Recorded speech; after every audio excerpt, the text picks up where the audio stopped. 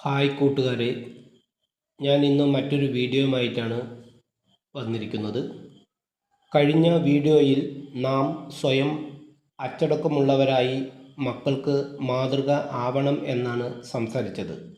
എന്നാൽ അതിനുള്ള പരിഹാരങ്ങൾ പറഞ്ഞിട്ടില്ല.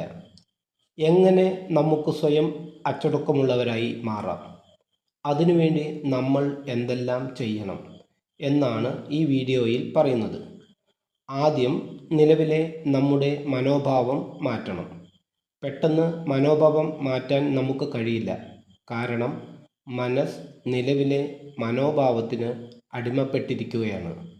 ഇത് മാറണമെങ്കിൽ മാറേണ്ട ആവശ്യകതയുടെ ഉദ്ദേശശുദ്ധി നമ്മുടെ മനസ്സിനെ ബോധ്യപ്പെടുത്തണം. കൂടാതെ ഇതിലൂടെ ലഭിക്കുന്ന മെച്ചങ്ങളെക്കുറിച്ച് വ്യക്തമായ ധാരണ ഉണ്ടായിരിക്കുകയും നമ്മിലൂടെ കുടുംബവും സമൂഹവും എല്ലാ തരത്തിലുള്ള വളർച്ചയും കൈവരിക്കുമെന്ന മുൻധാരണയും ഉണ്ടാവണം. ഇതിനുവേണ്ടി പരിശ്രമിക്കുവാനുള്ള ശ്രമമാണ് നാം ആദ്യം നടത്തേണ്ടത്. ചില ശ്രമങ്ങൾ ഞാൻ നിർദ്ദേശിക്കുന്നു. ഒന്നാമത്തെ നിർദ്ദേശം: എല്ലാ ദിവസവും കുറച്ചു ദൂരം നമ്മുടെ ചുറ്റുപാടുള്ള സ്ഥലങ്ങളിൽ ഒറ്റയ്ക്ക് നടക്കുക. വ്യത്യസ്ത വഴികളിലൂടെ വ്യത്യസ്ത സ്ഥലങ്ങളിലേക്ക് നടക്കുക. ഇലക്ട്രോണിക് ഉപകരണങ്ങളോ മറ്റു സാധനങ്ങളോ ഇല്ലാതെ വേണം ഒറ്റയ്ക്ക് നടക്കാൻ. അപ്പോൾ നമ്മുടെ ചുറ്റുപാടുമുള്ള സഹജീവികളുടെ ജീവിതങ്ങൾ നമുക്ക് കാണാൻ കഴിയും. കൂടെ നടക്കാൻ ആളുണ്ടെങ്കിൽ നമ്മൾ അവരോട് സംസാരിക്കുകയും ചുറ്റുമുള്ള കാഴ്ചകൾ കാണാതിരിക്കുകയും ചെയ്യും. ഒറ്റയ്ക്കുള്ള ഈ യാത്രയിലൂടെ നമുക്ക് മാനസിക ആരോഗ്യവും ശാരീരിക ആരോഗ്യവും നിരവധി പുതിയ അറിവുകളും ലഭിക്കും. മനസ്സ് എന്നും ഊർജ്ജസ്വലമായി നിലനിൽക്കും. രണ്ടാമത്തെ നിർദ്ദേശം: പരാതികൾ പറയാതിരിക്കുക.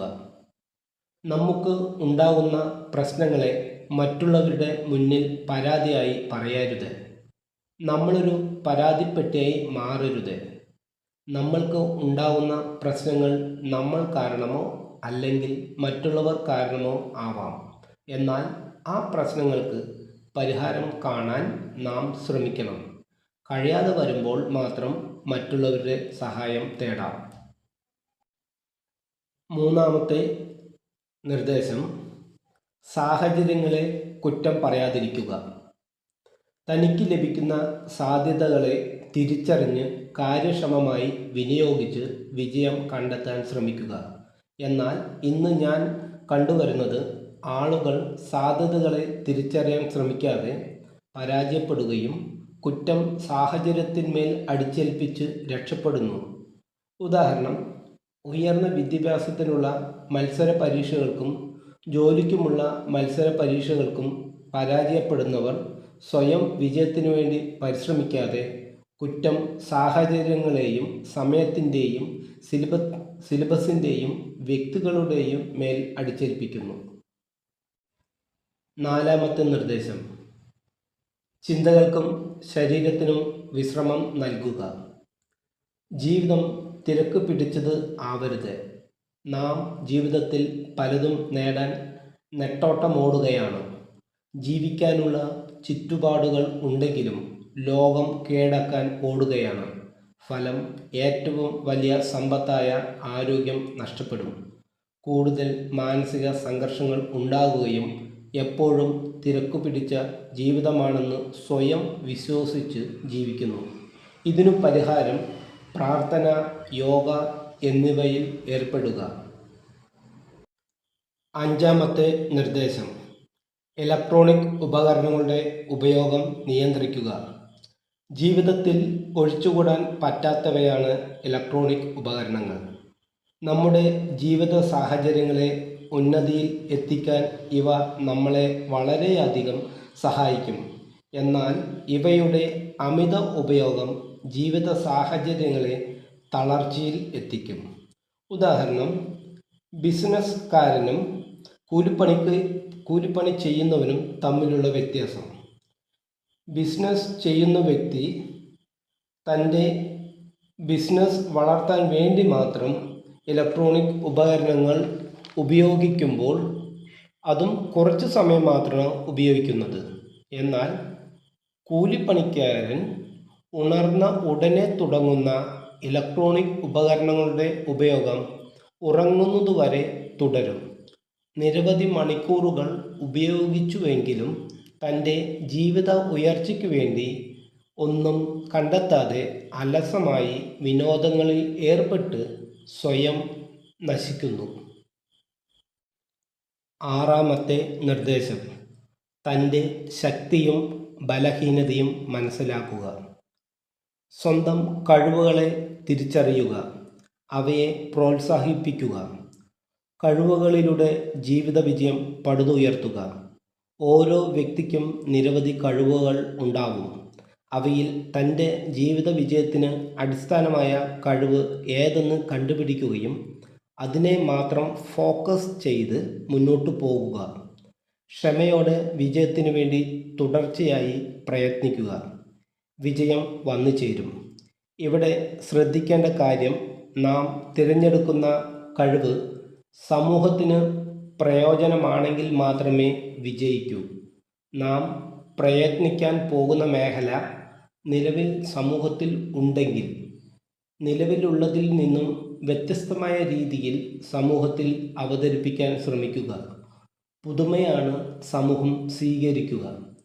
കഴിവുകളെ പോലെ തന്നെ എല്ലാ വ്യക്തികൾക്കും ബലഹീനതകൾ ഉണ്ട്.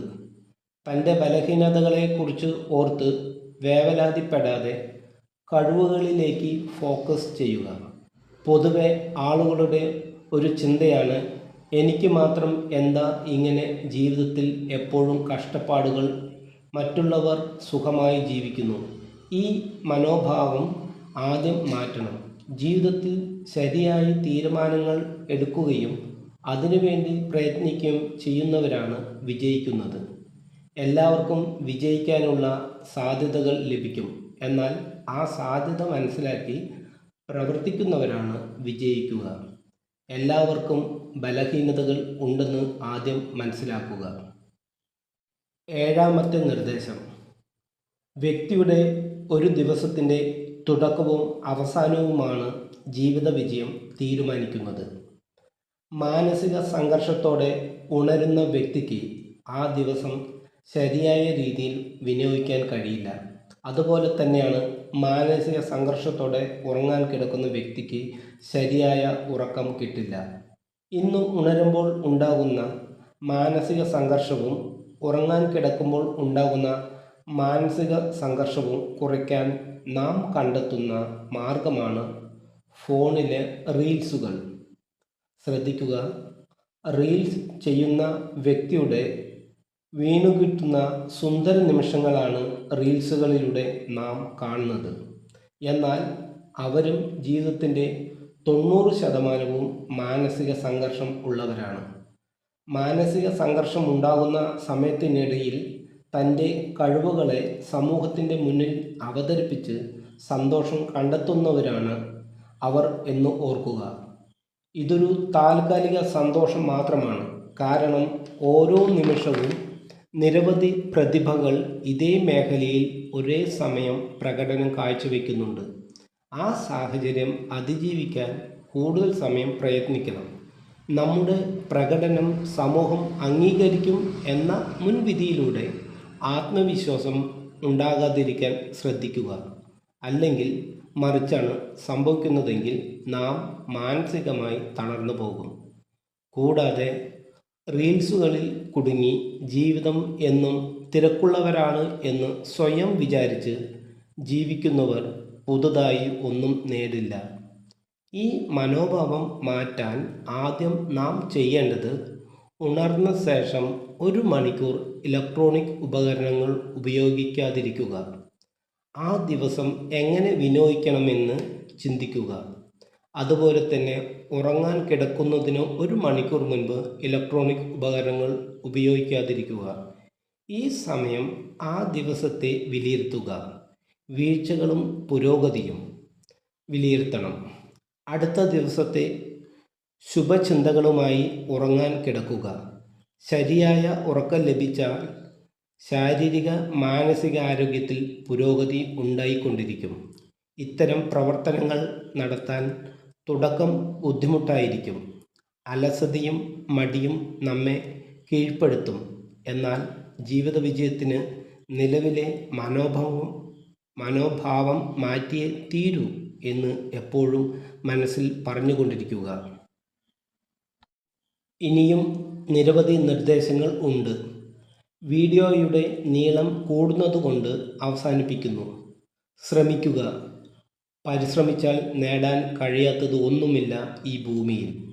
ഏവരും മനോഭാവം മാറ്റി സ്വയം അച്ചടക്കമുള്ളവരായി മറ്റുള്ളവർക്ക് മാതൃകയാവട്ടെ എന്ന് ആശംസിക്കുന്നു. അടുത്ത വീഡിയോയിൽ കാണാം എന്ന പ്രത്യാശയോടെ നിർത്തുന്നു.